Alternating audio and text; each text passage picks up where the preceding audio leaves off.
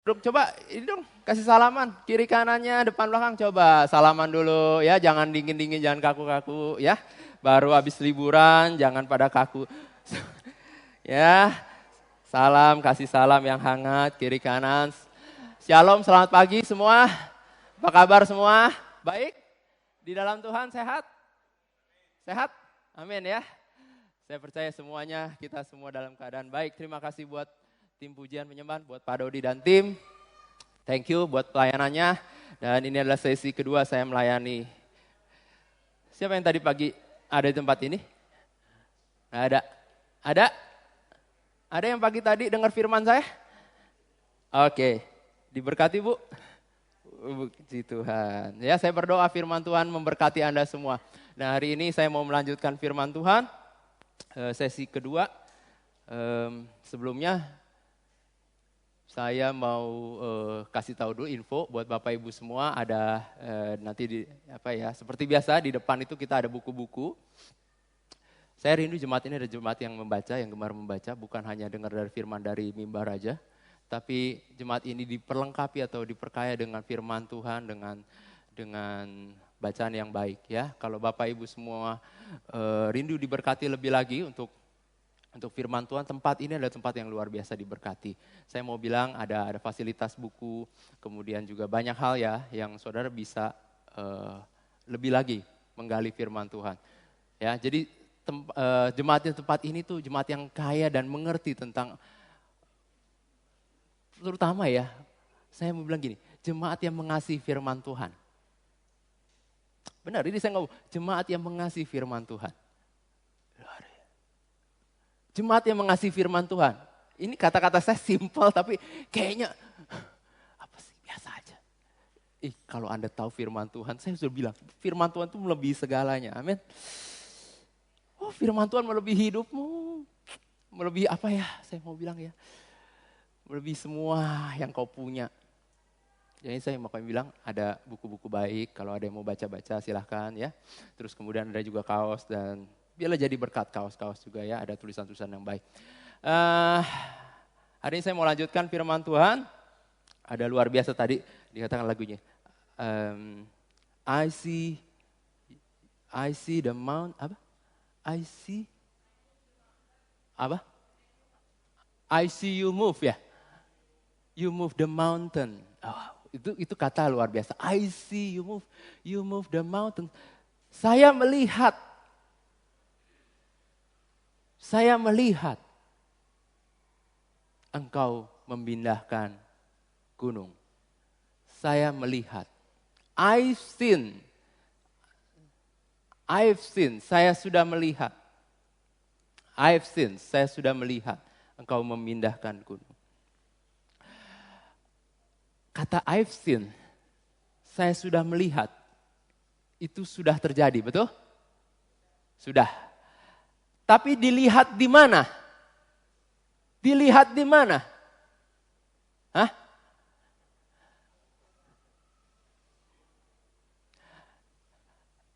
Itulah yang saya mau katakan. I've seen the move, you move the mountain. Itu sudah terjadi dan sudah dilihat. Di mana?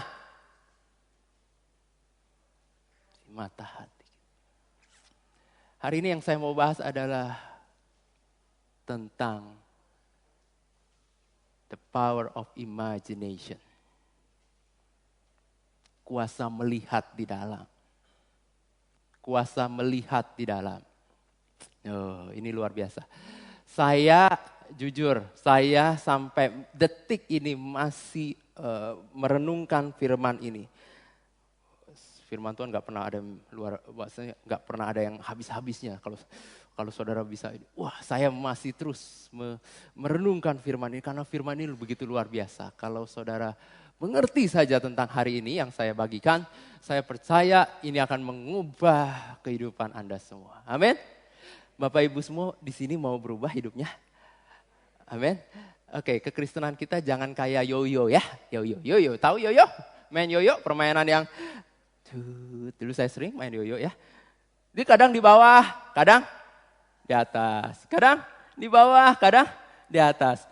Anda kekristenan jangan kayak yoyo. Kadang di bawah, kadang di atas. Kadang lagi naik, kadang turun.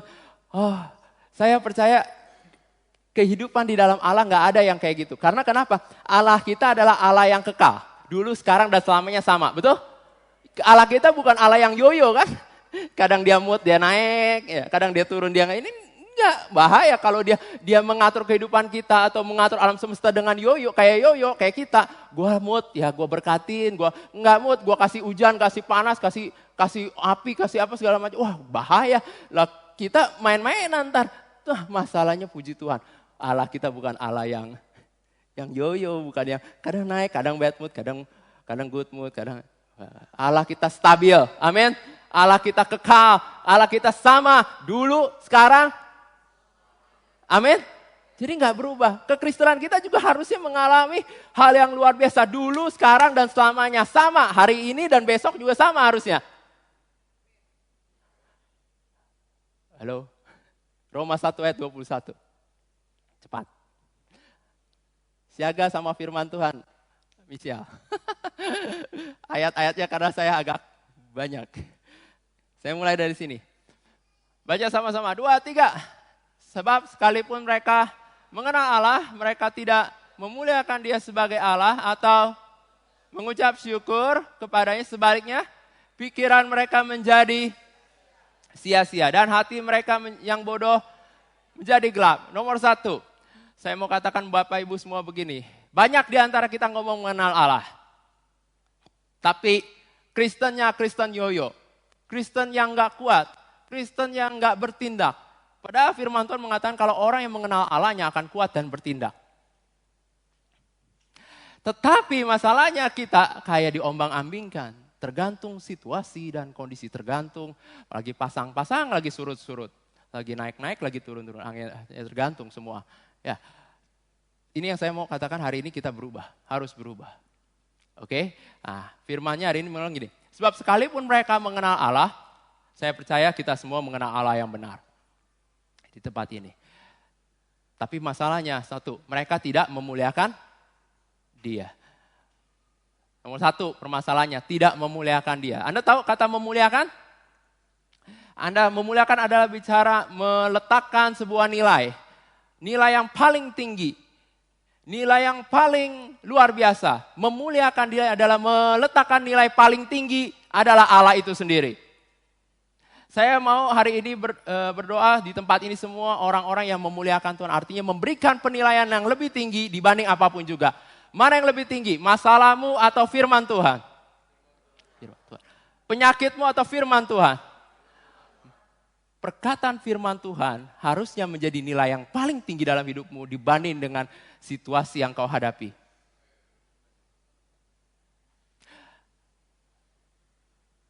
Kekayaanmu harusnya bukan menjadi nilai yang paling tinggi dibanding dengan firman Tuhan. Firman Tuhan harus diletakkan pada porsi dan posisi yang terbaik. Amin.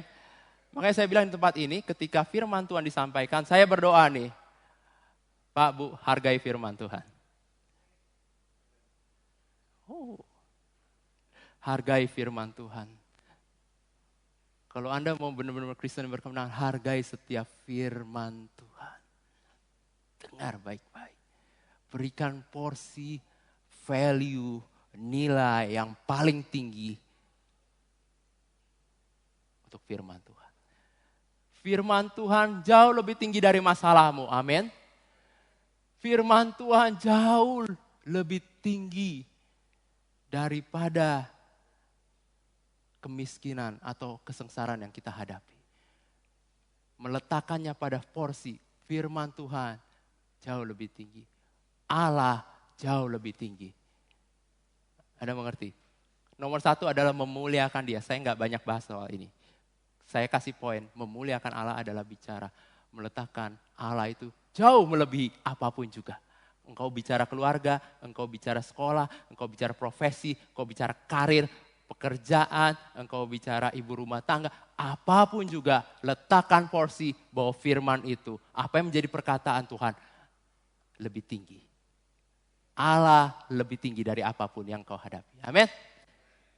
Nomor 1 itu, memuliakan Allah. Yang kedua, mengucap syukur. Tadi pagi saya bicara tentang mengucap syukur. Luar biasa. Mengucap syukur. Kita jangan jadi orang yang gak bersyukur. Kenapa kita perlu mengucap syukur? Maka saya bilang, ada hubungan antara Anda memuliakan Allah dengan mengucap syukur. Orang yang memuliakan Allah pasti mengucap syukur. Orang yang meninggikan Allah, memberikan nilai bahkan seluruhnya di dalam kehidupannya, pasti orang yang bersyukur. Kenapa? Karena dia tahu Allah itu baik. Karena dia tahu Allah itu yang luar biasa menyelamatkan. Karena dia mengingat akan perbuatan-perbuatan yang Allah sudah lakukan buat hidupnya. Mengucap syukur selalu saya katakan gini, tadi pagi saya ringkas. Selalu melibatkan dua hal, yaitu mengucap syukur adalah bicara tentang kerendahan hati. Gak gampang loh mengucap syukur itu loh. Tetapi tahu, kenapa gak gampang? Halangan cuma satu. Diri sendiri. Makanya saya bilang, mengucap syukur satu poinnya. Dibutuhkan kerendahan hati. Mengakui bahwa segala sesuatu yang kita upayakan gak ada, bukan karena kita, tapi karena Allah. Baru saudara bisa mengucap syukur. Kalau ada unsur keterlibatan saya di dalamnya, saudara sulit sekali mengucap syukur. Kenapa? Karena ngerasa, saya pantas untuk terima ini. Di antara kita gak ada yang pantas saudara di hadapan Allah. Kalau bukan karena kasih dan anugerah Tuhan dalam hidupmu. Gak ada yang pantas. Kita semua hama. Anda mau ngomong baik di hadapan Tuhan? Anda mau ngomong anak yang manis? Itu semua karena anugerah. Makanya saya bilang, bersyukur itu poinnya adalah melibatkan kerendahan hati. Yang kedua, bersyukur itu melibatkan ingatan. Bagaimana saudara bisa bersyukur kalau saudara lupa? Lupa Tuhan itu baik, lupa Tuhan itu yang menolong Anda, lupa kalau Tuhan menyelamatkan Anda. Bagaimana saudara bisa bersyukur? Makanya selalu firman Tuhan itu selalu bilang, ingatlah akan aku. Ketika engkau perjamuan kudus pun, itu bicaranya mengingat supaya dilatih otak kita untuk mengingat akan apa yang Yesus sudah kerjakan. Tapi seringkali kita lupa apa yang Yesus sudah kerjakan. Mengingat berapa kali kalau saudara baca firman Tuhan itu selalu peringatan tugu, peringatan aku, dikasih monumen, dikasih tugu. Itu sebenarnya bicara apa? Supaya saudara ingat dari awal perjalanan manusia itu selalu Allah memberikan tanda pengingat. Untuk apa? Untuk saudara bisa ingat apa yang Allah sudah kerjakan. Kalau saudara mau tahu yang paling gampang adalah kalau itu ciptaannya adalah sebenarnya pengingat kepada Allah. Betul nggak? Makanya saya senang kalau keluar kota. Ya, kemarin kan keluar kota kita ke gunung kemana gitu ya. Itu ngelihat bukan sekedar selfie-selfiean dan foto-foto gitu kan. Orang-orang sama selfie. Coba lihat lebih dalam lagi. Ketika saudara lihat gunung, lihat ciptaan Tuhan itu yang begitu dahsyatnya. Saudara akan ingat siapa dia. Itu adalah tanda untuk mengingat sebenarnya. Semuanya dilakukan untuk mengingat. Nah, orang yang mengingat adalah orang yang bersyukur. Mengingat. Makanya suka tempelin, lu ingat.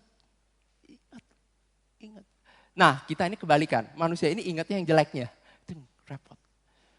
Manusia itu selalu, makanya ini yang repot ya. Kita ini selalu ingat yang jelek. Ingat selalu pengalaman buruk. Dibanding dengan pengalaman yang luar biasa yang Tuhan berikan buat kita. Mengingat yang buruk itu menyebabkan kehidupan Anda terus menurun. Percaya nggak? Ntar saya kasih tahu kenapa ininya ya, lebih dalam lagi. Yang ketiga, dikatakan begini. Sebaliknya, baca sama-sama, 2, 3. Pikiran mereka menjadi sia-sia dan hati mereka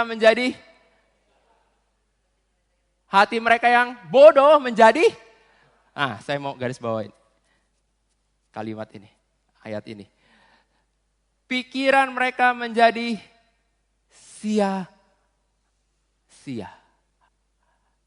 Sia-sia. Inilah yang disebut dengan, kalau bahasa Inggrisnya King James-nya lebih gampang itu. mereka punya gambaran, punya pikiran, atau gambaran, atau imajinasi, atau gambaran. Saudara ngerti nggak gambaran?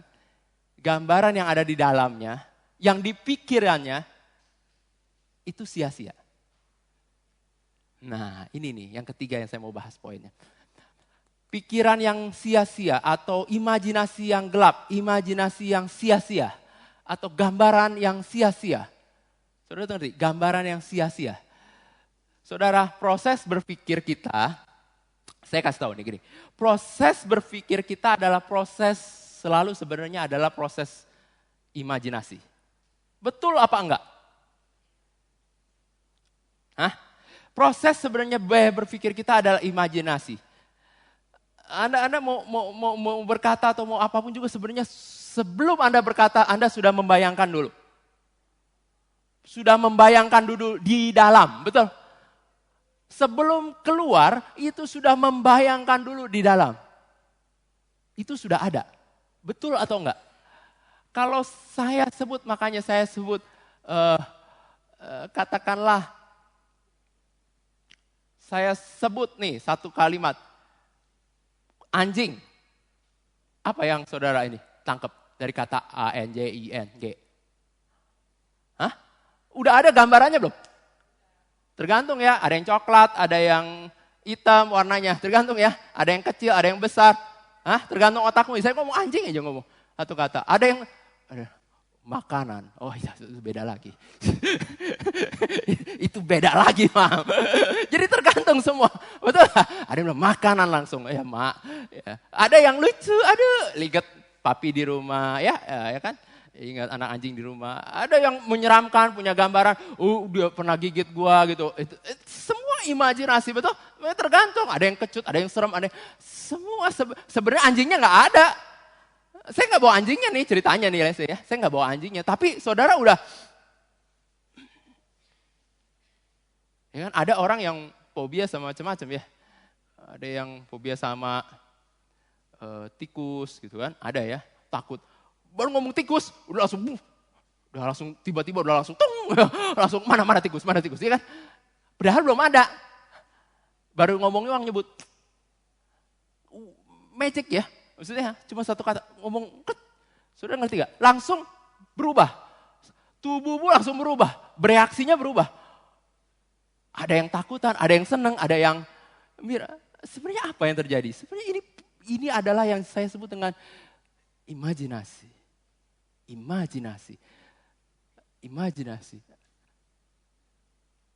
Kita berpikir itu dengan imajinasi. Masalah yang kita hadapi menjadi besar dan kecil tergantung imajinasi Anda. Ini poin. Dalam hidup, saudara menghadapi situasi apapun juga tergantung bagaimana imajinasi Anda. Orang-orang hipnosis tahu itu sebenarnya kuasa imajinasi. Dia cuma salah aja. Karena imajinasi itu very, very powerful. Benar. Orang-orang training motivation itu tahu tentang imajinasi itu. Cuman salah dia nggak meletakkan pada dasar faith in Christ. Jadi dia melibatkan hanya unsur jiwa. Yang sebenarnya itu hanya dipakai, diambil. Imajinasi itu sesungguhnya dari Allah. Dengar baik-baik, imajinasi itu sesungguhnya hanya dari Allah dan hanya gambarannya sebenarnya isinya tentang Allah. Tangkap ini poin ini. Saya berdoa yang di ujung sana sampai di ujung sana semua mengerti tentang hal ini. Imajinasi adalah sesungguhnya kuasa dari Allah untuk supaya kita mengerti tentang Allah dan melihat pada dimensi yang lebih dalam lagi, yaitu tentang di alam roh. Orang-orang pada ngerti ini sebenarnya. Kalau saya ngomong begini sebenarnya orang-orang yang ya ini pada ngerti. Kenapa? Karena inilah kuncinya. Key-nya ini sebenarnya di sini, di imajinasi. Anda bisa hidupnya paling sengsara, menjadi orang paling sengsara di dunia, paling apa ya saya bilang masuk kepada kegilaan. Sesungguhnya itu dia terjebak kepada imajinasi. Imajinasi di dalam dia berpikir. Orang didoktrinasi itu sebenarnya masuk kepada imajinasinya dia. Makanya saya bilang, ini bisa disalahgunakan. Kalau didoktrin atau diimajinasikan hal-hal yang diset misalnya, cuman hal yang menegangkan atau yang membuat dia menjadi seorang pembunuh, itu bisa diset semua. Karena semua bermain di area ini. Makanya saya bilang firman ini penting sekali. Imajinasi sesungguhnya adalah milik Allah dan hanya berpikir seharusnya tentang kebaikan Allah. Amin. Amin. Poinnya saya mau ngomong ini. Anda dilatih, diberikan sebuah kreatif atau mind ya di dalamnya, itu sebenarnya hanya dilatih untuk bisa mempunyai pikiran Kristus. Di mana disitulah pikiran Kristus itulah yang harusnya berkembang di dalam pikiran Anda. Dalam imajinasi Anda. Oh, luar biasa dahsyat kalau Anda mengerti tentang ini. Dunia ini mempermainkan soal imajinasi. Anda menjadi seorang yang takut, menjadi seorang yang pengecut, menjadi seorang yang tiba-tiba menjadi orang yang nggak bisa berdaya apa-apa hanya karena dia masuk ke dalam imajinasi. Ya kan orang hipnotis kan? Sebenarnya keywordnya sebenarnya di imajinasi. Kalau saya ngomong ayo bicara tentang satu kalimat aja misalnya tentang satu binatang aja.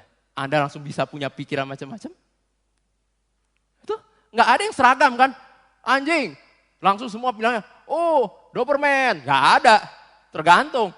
Atau apa, iya kan, ada yang papi kecil, anak kecil, cute-cute. Nggak ada juga, tergantung. Yang cute-cute itu cewek-cewek biasanya.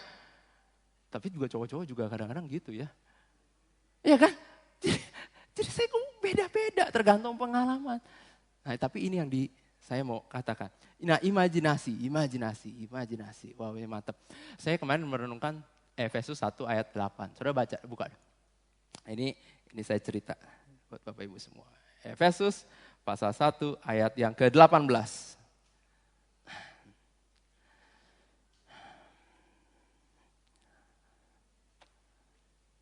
Ini firman yang belum selesai saya gali. Tapi saya terus menerus merenungkan firman ini. Dan supaya ia menjadikan mata hatimu terang. Amin. Dan supaya ia, Allah, menjadikan mata hatimu terang. Agar kamu mengerti pengharapan apakah yang terkandung dalam panggilannya, betapa gayanya kemuliaan bagi yang ditentukan bagi orang-orang kudus. Nomor 1 saya mau katakan begini. Dan supaya ia menjadikan mata hatimu terang. Kita punya mata hati. Amin. Anda gak percaya kita punya mata hati. Kita punya mata hati. Dan itu yang dia berdoa. Dan ia menjadikan mata hatimu terang. Mata hati. Makanya saya bilang mata cuma bukan di sini aja. Tapi ada di mana? Hati. Kalau mata hatimu gelap, maka gelaplah kehidupanmu. Benar enggak? Saya ngomong. Kalau mata hatimu gelap, maka gelaplah seluruh kehidupan. Kalau mata hatimu terang, maka teranglah seluruh kehidupan. Tergantung mata hatinya. Bilang, saya punya mata hati. Nah, ya. Ini yang saya berdoa supaya kita punya mata hati ini terang. Saudara buka deh di 2 Raja-Raja 6 ayat 14. Ini cerita tentang mata hati. Ya.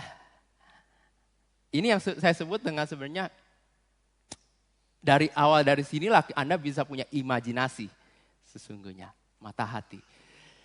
Oke. Ini tentang Elisa ya, dan bujangnya ya. Coba kita lihat ceritanya. Jadi maka dikirimkanlah ke sana kuda serta kereta dan tentara besar sampai mereka pada waktu malam lalu mengepung kota itu. Jadi dikirimnya lah, ini ceritanya nih ya. dikirim kereta, kuda, dan tentara yang besar. Ini ingat ya kalimatnya, besar. Saudara bayangkan ya, saudara saya berdoa, makanya saya suka bilang begini. Ketika firman disampaikan, saudara jangan terpaku. Saudara coba bayangkan. Nah, saya mau teman-teman semua, Bapak Ibu semua di sini belajar untuk menggunakan kuasa imajinasi itu membayangkan. Membayangkan apa? Membayangkan firman Tuhan. Ya, membayangkan. Dikirimnya ke sana kuda serta kereta dan tentara yang besar. Lanjut, ayat 15. Ketika pelayan abdi Allah bangun pagi-pagi dan pergi keluar, maka tampaklah suatu tentara yang dengan kuda, kereta ada di sekeliling kota itu. Oke, jadi pelayan abdi si Elisa bangun pagi-pagi terus kaget. Karena apa tadi? Ada kuda, tentara, yang kereta dan besar. Berarti banyak.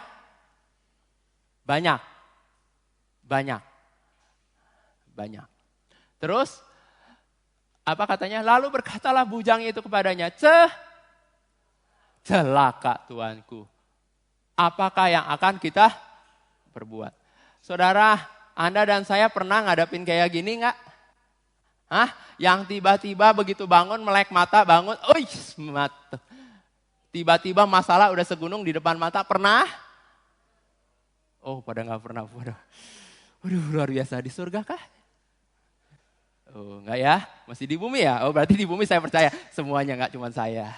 Ya, begitu melek mata, aduh, celaka 12, celaka 13, anak gua belum bayar sekolahan. Aduh, belum enggak punya duit buat.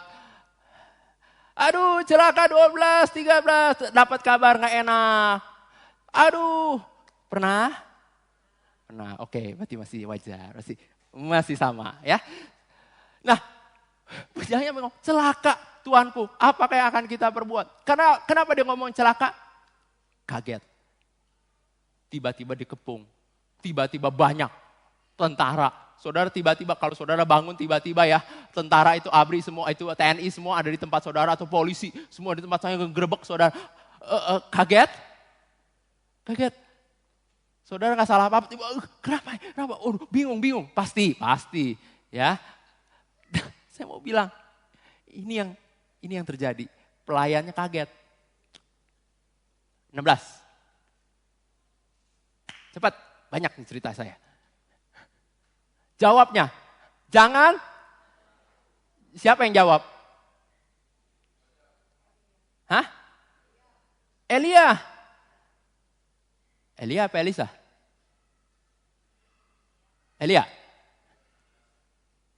Elisa. Elisa jawab, jangan takut sebab lebih banyak yang menyertai kita daripada yang menyertai mereka. Saya tanya sama Bapak Ibu semua di tempat ini. Elisa jawab, jangan takut sebab lebih banyak yang menyertai kita. Kalimat itu kalau diucapkan, saudara bingung gak? Bingung, kenapa? Karena kenyataannya saudara dikepung. Bujak, kalau saudara jadi bujak atau jadi ininya, pengawainya, itu sama aja. Kok bisa ngomong gini? Ini gak main-main. Nah, ini yang saya bilang. Elisa punya mata, sekali lagi, punya mata hati yang dia bisa melihat dan dia punya imajinasi yang dia bisa lihat di dalam. Di luar, mau ngomong apa, mau berkata apa, atau situasinya berbeda dari yang di dalam, itu terserah. Tetapi dia punya mata yang di dalam yang bisa melihat jauh melampaui yang dia bisa dilihat. Dia punya imajinasi, sekali lagi, dia bisa punya gambaran lebih nyata daripada yang kelihatan. Bisakah, makanya saya bilang, bisakah saudara punya imajinasi atau daya imajinasi atau gambaran yang ada di dalam itu lebih nyata daripada gambaran atau kenyataan yang ada? Ini saya ngomong ya. Kenyataannya dikepung. Kenyataannya pasukannya banyak. Betul. Tapi mata kita jangan pakai mata ini nih. Pakailah mata. Pakai mata? Pakai mata hati. Anda anak Allah tidak dilatih untuk pakai mata ini. Anda dilatih pakai mata hati. Dengar baik-baik, Anda anak Allah. Anda bukan hidup dari yang dilihat. Saya ingatkan baik-baik. Nanti saya akan masuk ke lebih dalam lagi. Anda dilatih untuk memakai mata hati dan imajinasi. Pakai imajinasi. Imajinasi yang dari Allah. Ketika Elisa diperhadapkan, dia cuma bisa bilang, jangan takut. Lebih banyak yang menyertai. Dari mana? Karena dia sudah lihat dulu imajinasi. Lebih banyak yang menyertai. Serius. Saya kasih tahu. Dia tahu persis karena dia bisa lihat. Dia punya imajinasi. Bagaimana Allah menyertai. Dia tahu firman Allah tidak pernah meninggalkan dia. Dia tahu persis bagaimana dia disertai oleh Allah. Bagaimana dia lihat? Dia lihat di dalam.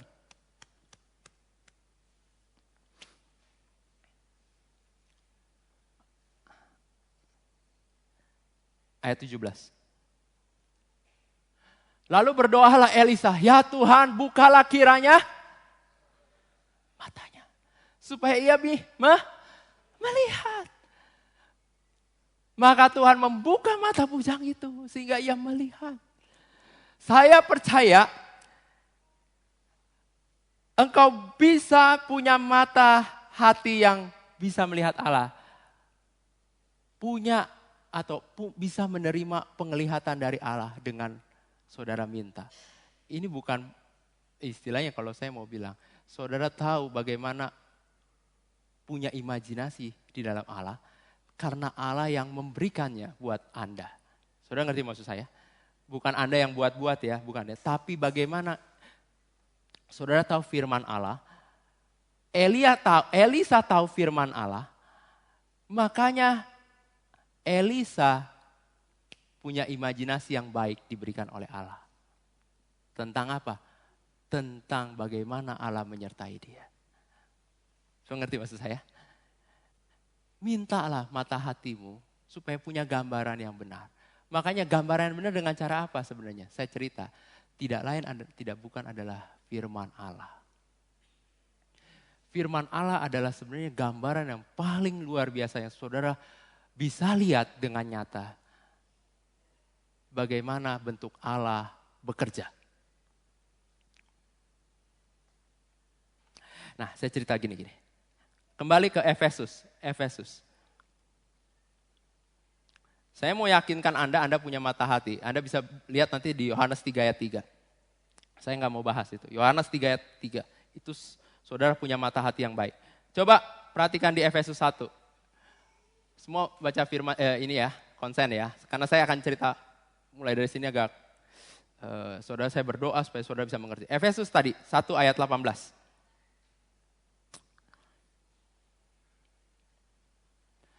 Dan supaya ia menjadikan mata hatimu terang. Agar kamu, katakan sama-sama, kamu mengerti pengharapan. Tunggu sebentar, saya stop sampai situ. Baca baik-baik kata. Kamu mengerti pengharapan. Kamu mengerti pengharapan. Anda semua mengerti pengharapan. Saya baru mengerti tentang korelasi antara mengerti dengan pengharapan. Dan saya baru bisa mengerti tentang kata mengerti itu apa. Nah, kalau saudara baca baik-baik terjemah aslinya, itu mengerti itu di situ adalah understanding. Understanding adalah di situ adalah bicara tentang dianoia. Nah, dianoia ini adalah bicara tentang sebenarnya kata understanding adalah soal imajinasi. Imajinasi. Nah, saya mau Bapak Ibu semua untuk bisa mengerti tentang ini. Ini bagus sekali. Kamu mengerti. Kamu berimajinasi.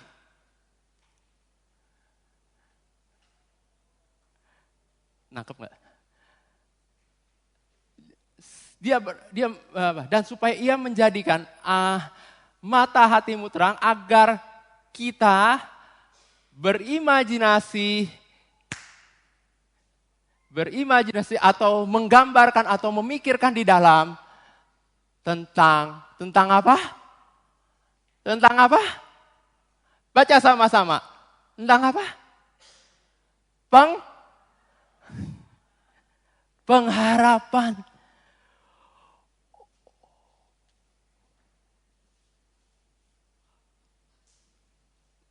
Beberapa waktu lalu saya berpikir begini, Tuhan, saya capek suku berharap. Kadang-kadang berharap itu kalau nggak sesuai nggak enak. Betul nggak? Hah? Kadang-kadang kita ngomong berharap, saya udah berharap apalagi yang kurang, tapi kejadiannya nggak sesuai. Benar? Saya pernah memikirkan saya mau berhenti untuk berharap. Jalanin aja deh. Udahlah terima aja lah.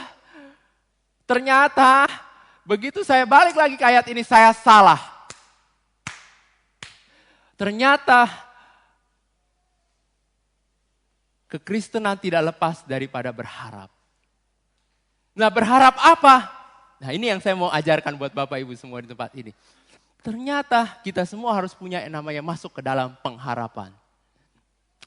Imajinasi atau pengertian hubungannya selalu dengan pengharapan. Ini ada hubungan. Kalau Anda sedang berimajinasi, berimajinasilah untuk pengharapan. Pengharapan itu apa? Sesuatu yang... Oke, kita buka. Roma pasal 8 ayat 24.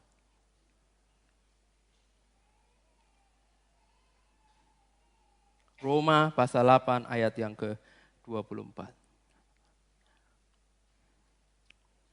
Wow, keren nih. Roma 8 ayat 2. Cuk, cepat. Sebab kita diselamatkan dalam pengharapan. Tetapi pengharapan yang dilihat bukan pengharapan lagi. Sebab bagaimana orang masih mengharapkan apa yang dilihatnya. Perhatikan baik-baik. Yang namanya berharap selalu nggak kelihatan. Hah? Betul? Yang namanya berharap selalu nggak kelihatan. Kalau kelihatan bukan berharap. Betul nggak Pak, Bu? Jangan ngantuk ya. Ini baik-baik, ini dengar baik-baik. Saudara, kita diajarkan untuk berimajinasi tentang pengharapan. Tetapi pengharapan itu adalah sesuatu yang nggak kelihatan.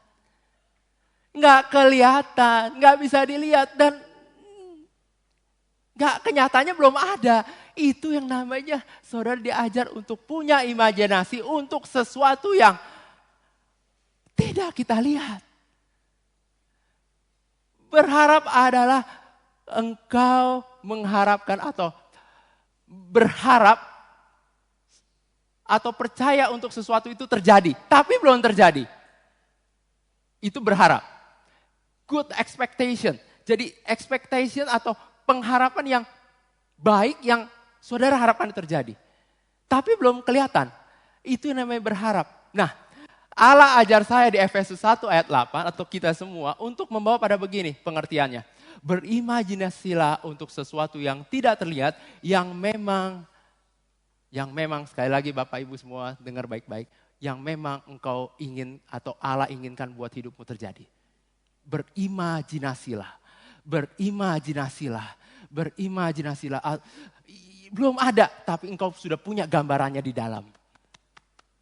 Engkau sudah punya gambarannya di dalam. Dan Allah taruh itu di dalam hatimu, di dalam mata hatimu. Wow, saya bilang,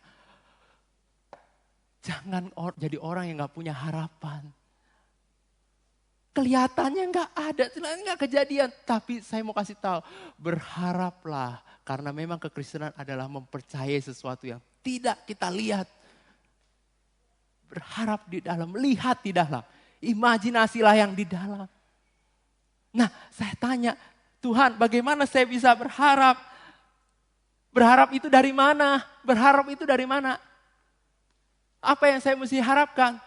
Saya tanya sama Tuhan, dengar baik-baik. Kalau engkau nggak tahu apa yang mesti diharapkan, pengharapan itu dari mana? Dengar baik-baik. Ini firman-Nya buat Anda semua. Roma pasalnya yang ke-15 ayat 13.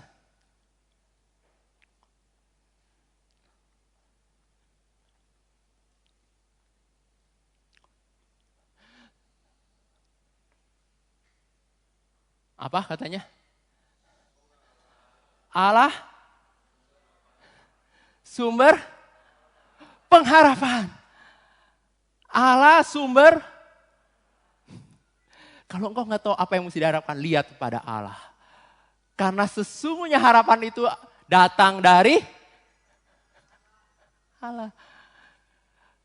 Kalau saya bilang gini, berarti saya punya pengharapan, harus punya pengharapan. Nah, pengharapan itu apa? Sumbernya nggak lain daripada Allah itu sendiri. Lalu bagaimana saya melihat pengharapan? Lihatlah kepada, saudara, saya ulangin. Melihat pengharapan adalah sesungguhnya melihat kepada, kurang jawab sama-sama. Melihat pengharapan, sesungguhnya melihat kepada, Anda bisa ngerti? Anda melihat Allah, bagaimana Anda melihat Allah? Itulah pengharapan Anda. Bagaimana Anda melihat Allah, itulah sesungguhnya pengharapan Anda. Jadi bagaimana saya menyambungkannya begini. Saudara harus punya gambaran di dalam tentang Allah. Semoga Allah sumber pengharapan memenuhi segala sukacita dan damai sejahtera dalam iman kamu. Supaya oleh kekuatan Roh Kudus kamu berlimpah-limpah dalam. Lihat ya, sumber pengharapan memenuhi kita semua dalam sukacita. Lihat, bagaimana ketika Anda tahu Allah, Anda berimajinasi tentang Allah, Anda memikirkan yang baik tentang Allah. Lihat apa yang terjadi, maka segala, katakan sama-sama, sukacita dan damai sejahtera dalam iman kamu. Supaya oleh kekuatan Roh Kudus kamu berlimpah-limpah dalam pengharapan. Bayangkan ketika kita berimajinasi tentang Allah kita dengan segala kebaikannya. Maka lihat baik-baik. Sumber pengharapan memenuhi kamu dalam segala sukacita dan damai sejahtera. Saudara, ketika kita diletakkan dalam posisi pengharapan, berimajinasi, saudara punya gambaran di dalam, saudara menjadi orang yang penuh sukacita dan damai sejahtera. Ups. Luar biasa. Anda semua mau dipenuhi oleh sukacita terus? Damai. Punya gambaran yang baik tentang Allah di dalam. Tapi saya nggak kelihatan. Ini utang banyak. Kalau Anda masih lihat utang, berarti Anda belum hidup bisa melihat yang di dalam. Ngerti ya? Kalau Anda masih lihat yang di luar itu lebih besar, maka Anda sesungguhnya belum bisa melihat yang di dalam. Ini camkan baik-baik, dengar baik-baik ya. Kalau Anda hanya bisa melihat yang di luar yang lebih besar, sesungguhnya kita belum bisa melihat yang di dalam. Sesungguhnya Anda tidak menggunakan imajinasi Anda tentang Allah yang adalah sumber pengharapan. Makanya orang yang putus asa, bawalah dia kepada pengharapannya Allah. Lepas daripada itu terjadi atau tidak, saya nggak peduli. Saya hanya bilang bagaimana cara kita untuk kita bisa masuk. Selalu punya respon yang baik tentang ini. Cara berpikir yang baik. Imajinasikan pada pengharapan. Orang kekristenan makanya nggak lepas dari pengharapan. Pengharapan itu saudara, saya ingatkan lagi tentang imajinasi, tentang bagaimana saudara bisa melihat Allah. Oke? Dan itulah yang nanti saudara akan hasilkan. Ada orang bilang begini. Masalah itu harus ada supaya kita menjadi orang yang sabar. Menjadi orang yang kuat. Menjadi orang yang penuh pengharapan. Ada orang-orang di dunia bahkan di mimbar ngomong, masalah itu baik untuk menjadikan Anda kuat. Menjadikan Anda punya pengharapan. Benar atau tidak? Saya berani jamin saudara akan berpikir terus. Saya pun juga berpikir tadi. Tadinya saya bilang, masalah itu sesungguhnya yang membuat saya menjadi orang yang dewasa. Yang bisa berpikir. Saya tadinya berpikir gitu loh. Yang punya kesabaran. Saya dilatih untuk sabar oleh karena masalah. Saya tadinya berpikir itu. Saudara juga berpikir itu. Pasti. Sampai saat ini pun berpikir seperti itu. Bahwa masalah itu baik. Masalah itu mendidik. Karena dari masalah itulah timbul ketekunan. Tahan uji. Oh, saya baru dapat ternyata. Saya yang salah berpikirnya.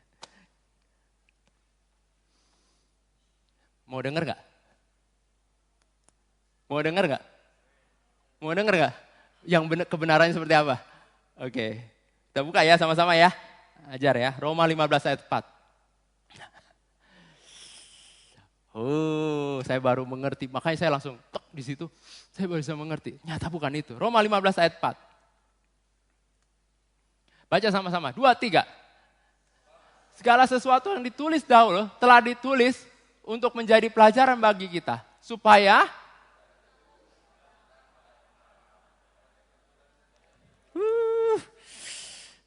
baik bacanya ya. Sebab segala sesuatu yang ditulis dahulu. Apa yang ditulis? Hah? Saya kasih tahu ya, yang ditulis itu apa? Firman Allah. Sebab segala sesuatu yang ditulis dahulu telah ditulis untuk menjadi pelajaran bagi kita. Supaya apa? Kita berpegang teguh pada pengharapan oleh ketekunan dan penghiburan dari kitab suci. Saudara baca di bahasa Inggris yang enak. Roma kalau ada bahasa Inggrisnya.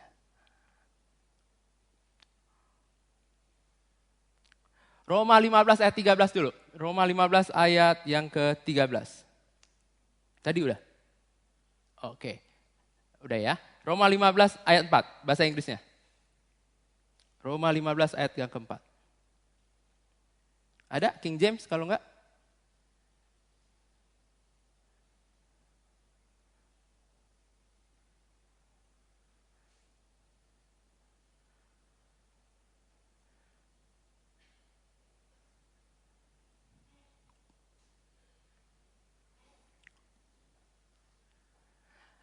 For whatsoever things were written aforetime were written for our learning, that we through patience and comfort of scriptures might have hope.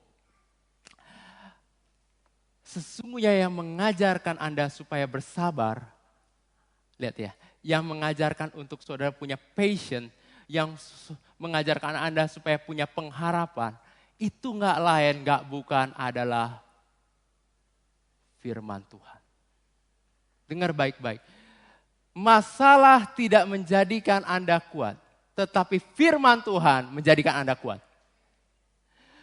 Kalau ada yang bilang masalah menjadikan saya kuat, maka orang yang paling banyak masalah itu yang paling kuat. Hah? Orang yang paling menderita di dunia ini adalah orang yang paling kuat. Maka saudara harus belajar pada orang yang paling menderita.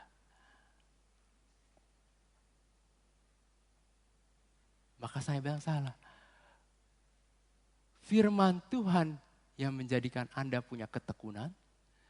Firman Tuhan yang mengubahkan hidupmu sehingga Anda punya pengharapan. Firman Tuhan yang membuat Anda sabar. Bukan masalah yang buat Anda sabar. Tapi firman Tuhan itulah yang mengubahkan Anda. Yang membuat Anda bisa sabar. Saya bilang, kalau masalah itu menjadi anak kuat, carilah orang yang paling banyak masalah dan belajarlah dari dia. Dan saudara gak dapat apa-apa juga. Ya dong, fair. Tapi masalahnya bukan itu. Firman Tuhan yang membuat Anda menjadi kuat. Saya baru mengerti tentang ayat ini juga dari, coba kita buka Roma 5 ayat yang keempat. Roma 5 ayat yang keempat.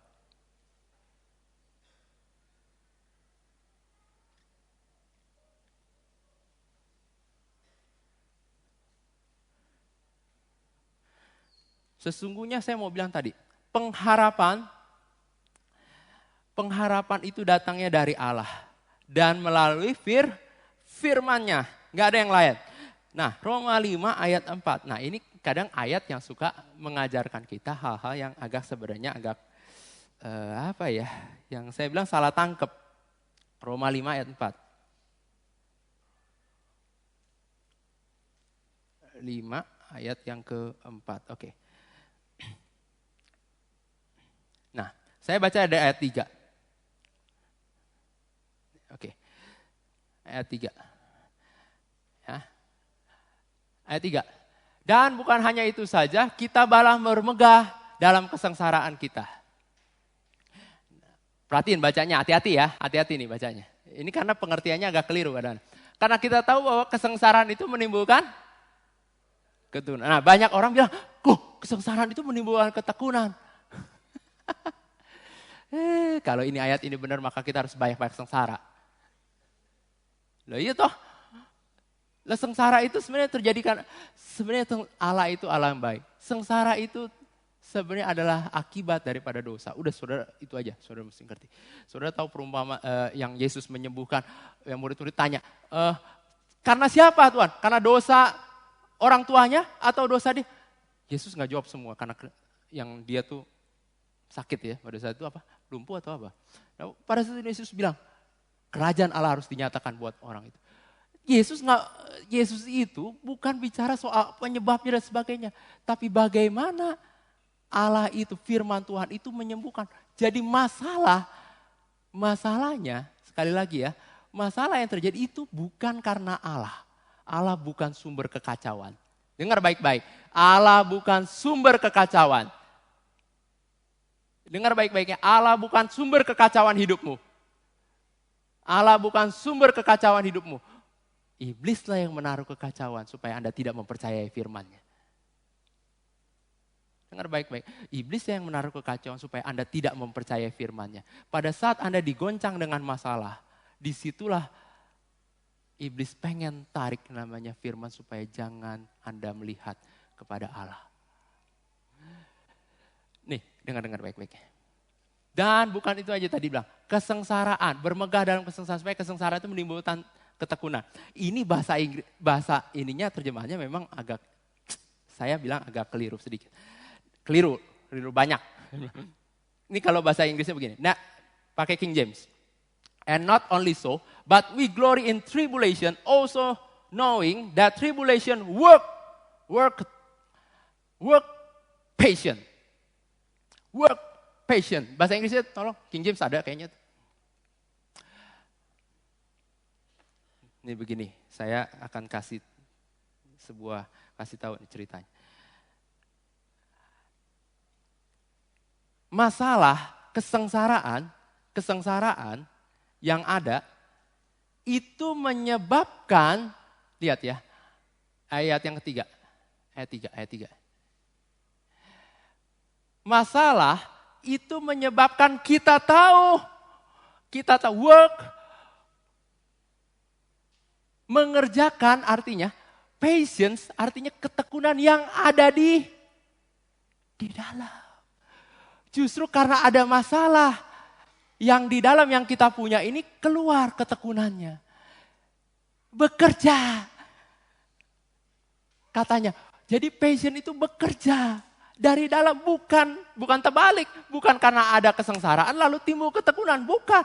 Tapi karena ketekunan yang ada dalam kita, karena ada firman Allah yang dalam kita, itu mengerjakan ketekunan untuk menghadapi masalah. Ngerti maksud poinnya? Jadi bukan karena kesengsaraan itu menyebabkan kita tekun, bukan. Tapi karena firman yang di dalam itu bekerja menghasilkan ketekunan untuk merespon masalah. Wow, saya baru ketemu ayat ini. Baru saya mengerti, kekristenan itu sesungguhnya bukan perubahan dari luar ke dalam, tapi sesungguhnya dari dalam keluar. Dari firman yang kita tahu, dari imajinasi, kita sanggup berimajinasi, kita melihat gambaran Allah, itu mendobrak keluar. Membuat kita bisa sabar, bisa tekun, menghadapi masalah. Kalau firman yang tadi saudara baca jadi bahasa Indonesia yang tadi, maka saudara bilang, aduh, biarlah banyak-banyak sengsara hidupku.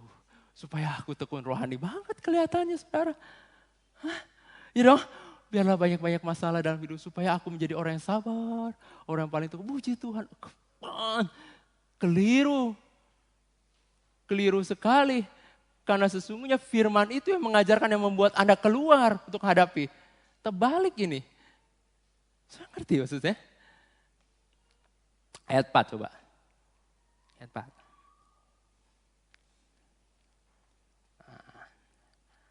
Ini yang saya cerita nih, ayat 4. And patient experience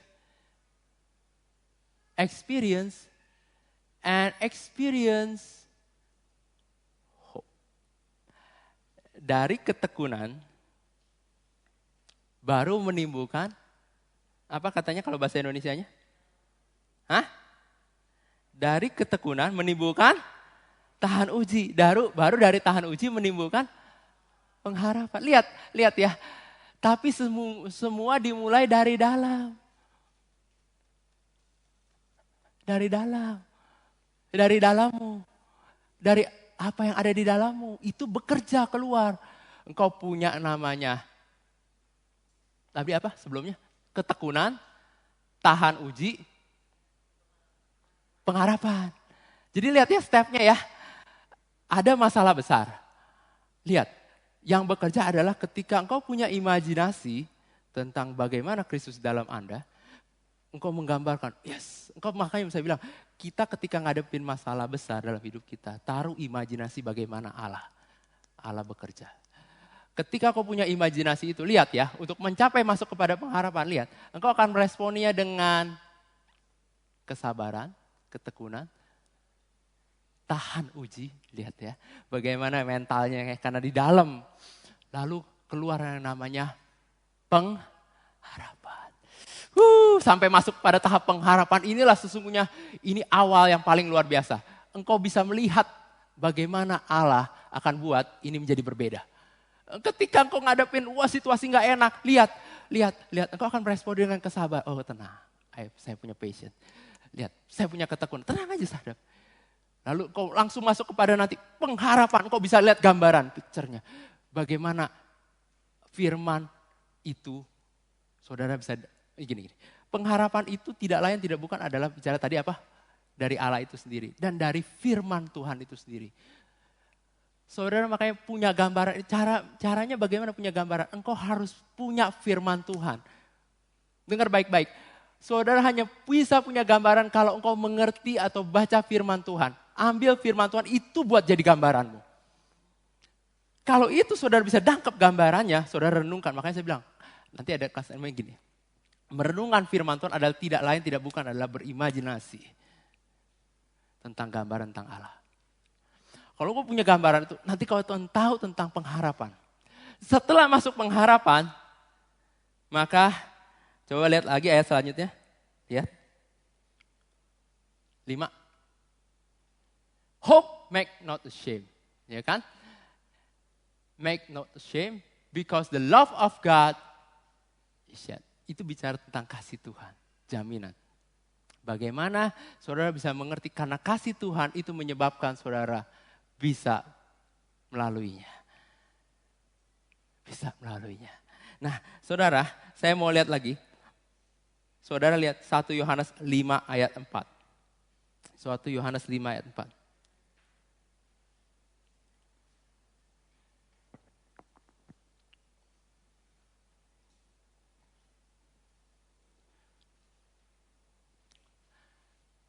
Sebab semua yang lahir dari Allah mengalahkan dunia ini. Dan inilah kemenangan yang mengalahkan dari dunia. Yaitu apa?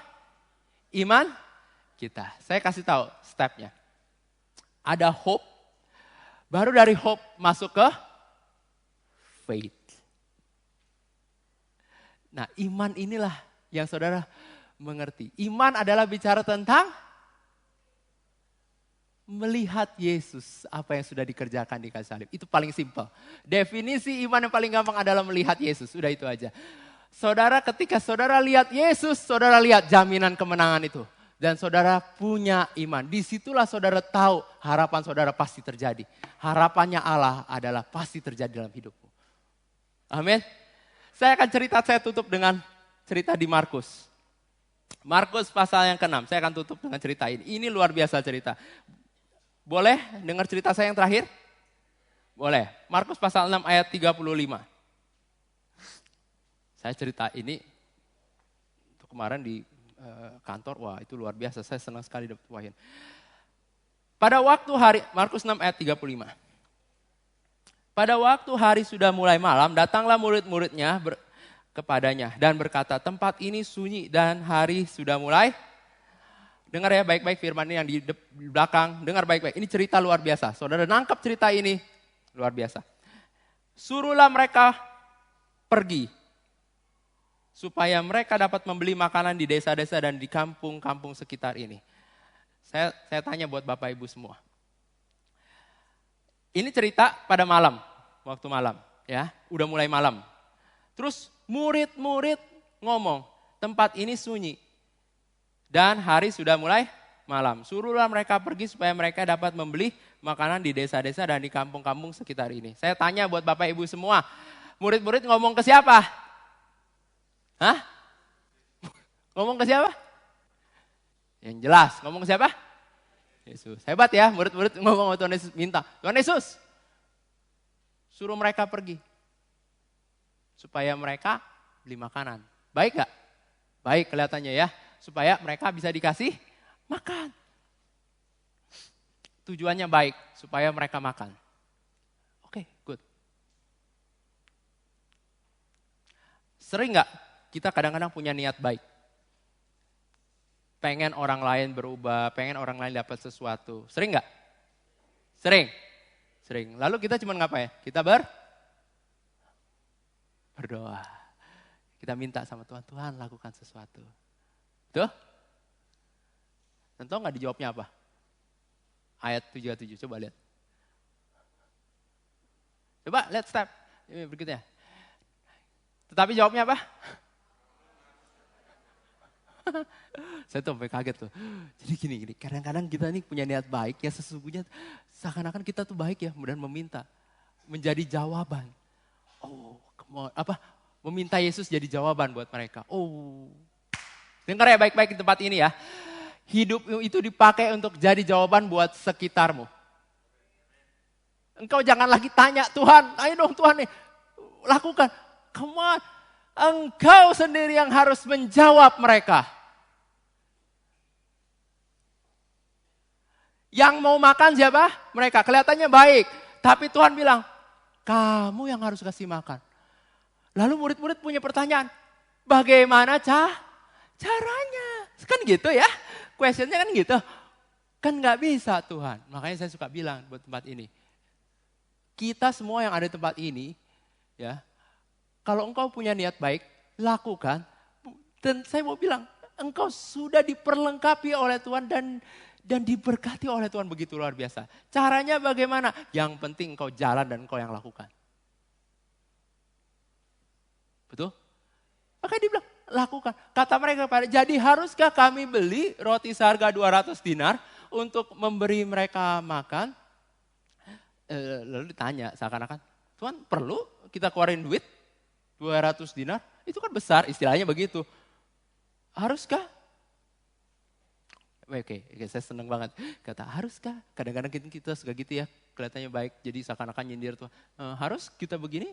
Oh, Tuhan sih jawab dengan luar biasa. Lihat ayat 38. Cepat. Tetapi ia berkata kepada mereka, Yesus berkata kepada mereka. Ya, katanya begini, berapa?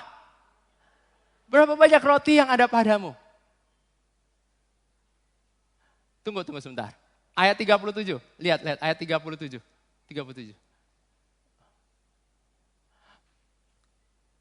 Kenapa Yesus jawab roti? Karena apa? Karena yang mau diminta apa roh? Roti. Ya dia nggak jawab. Begitu minta roti dikasihnya biskuit, gitu ya, atau dikasihnya steak, atau dikasihnya burger, pizza. Enggak, sesuai dengan apa yang kau pengen. Engkau pengen 200 dinar untuk apa? Roti. Dijawab Tuhan pakai roti. Jadi sama ya, kalau engkau pengen roti, oke, roti. Ayat 38. Makanya saya bilang, Allah itu memberkati sesuai dengan hati. Gak bakal melenceng. Jawabannya luar biasa. Berapa banyak roti yang ada padamu? Jadi roti dengan roti jawabnya. Bukan roti dengan yang lain. Sederhana, saya bilang, aduh Tuhan luar biasa. Roti dengan roti. Coba periksa. Ini, saya lagi kebayang begini. Makanya saya bilang, saya senang berimajinasi dengan firman Tuhan. Tapi ia berkata pada mereka, berapa banyak roti yang ada padamu?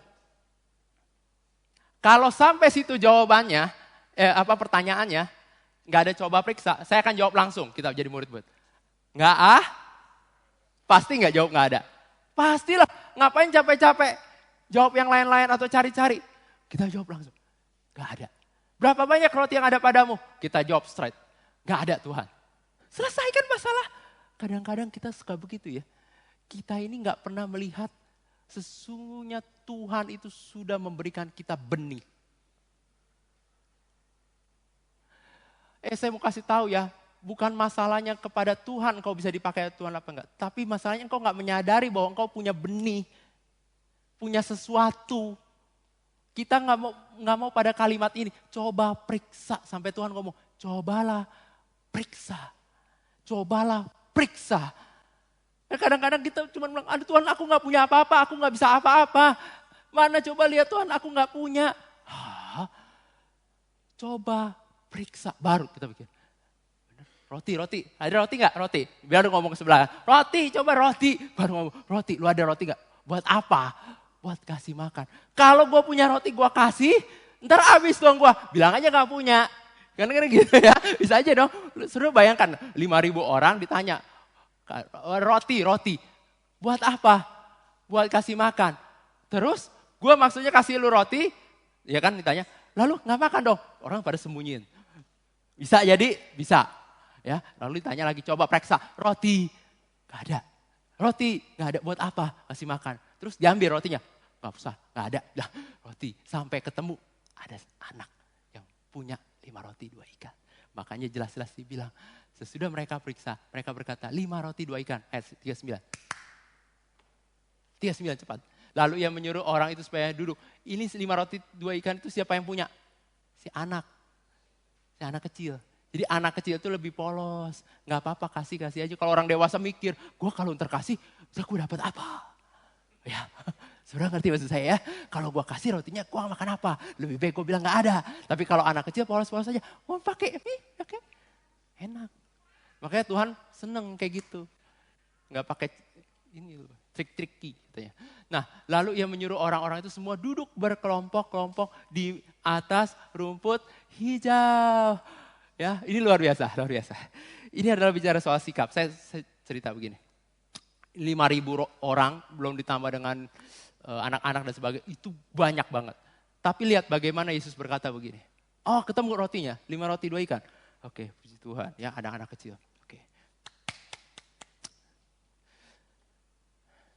Duduk berkelompok. Duduk berkelompok adalah bicara soal sikap bagaimana kita menerima. Bagaimana hati yang siap untuk menerima berkat Tuhan. Saya senang makanya kita mesti prepare hati kita untuk bisa terima berkat Tuhan. Prepare dalam arti apa? Siap. Saudara tahu, saudara akan diberkati Tuhan. Orang yang duduk itu tahu dia akan dikasih makan.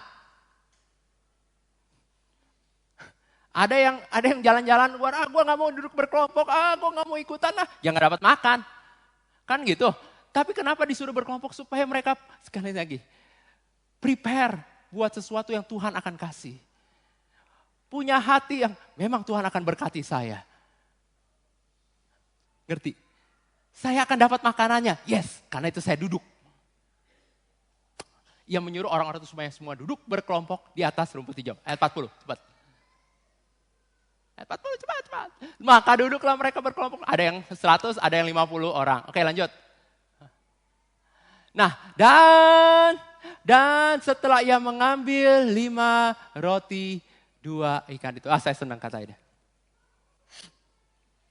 Saudara, saya kasih tahu Bapak Ibu semua. 5 roti 2 ikan cukup buat apa?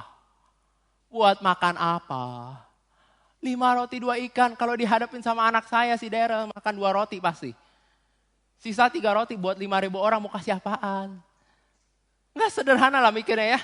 5 roti 2 ikan cukup apa buat memberkati banyak orang.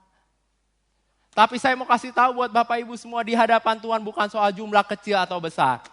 Dengar baik-baik semua, kita semua punya benih. Walaupun kelihatannya kecil, walaupun kelihatannya nggak berarti. Tapi saya mau kasih tahu, Anda punya karunia, Anda punya benih, Anda punya sesuatu yang Tuhan berikan. Anda punya sesuatu yang Tuhan memang titipkan. Itulah sesungguhnya yang sesungguhnya kalau Anda tahu, itu bisa memberkati banyak orang. Dengar baik-baik di tempat ini, nggak ada yang sama sekali nggak punya. Kita punya semua benih dari Allah. Saudara, 5 roti 2 ikan sebenarnya pada dasarnya nggak cukup apa-apa. Tapi lihat di tangan Tuhan. Di tangan Tuhan. Di tangan Tuhan itu akan bermultiplikasi. Itu akan menjadi berkat. Apapun yang engkau taruh di tangan Allah akan jadi berkat. Apapun yang engkau taruh di tangan Allah akan jadi berkat. Dengar baik-baik. Apapun yang engkau taruh di tangan Allah akan jadi berkat. Kelihatannya kecil 5 roti 2 ikan. Tapi kalau ditaruh di tangan Tuhan. Di tangan Yesus. Dia bilang, Tuhan 5 roti 2 ikan. Oke, taruh di tanganku. Lihat apa yang terjadi. Lalu ia mengambil 5 roti 2 tangan. Ia menenggadah ke atas. Dia melihat ke atas. Dia melihat ke atas.